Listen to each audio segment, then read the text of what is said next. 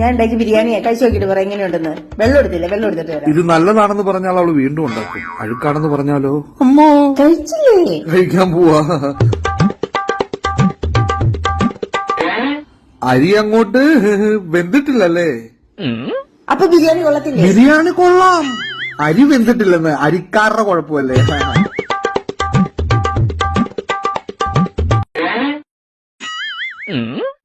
Chicken അങ്ങ് വെന്തിട്ടില്ലല്ലേ?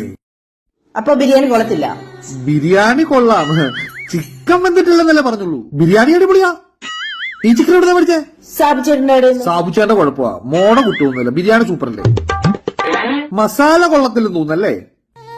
മസാല കൊള്ളത്തില്ലേ? അപ്പൊ ബിരിയാണി കൊള്ളത്തില്ല.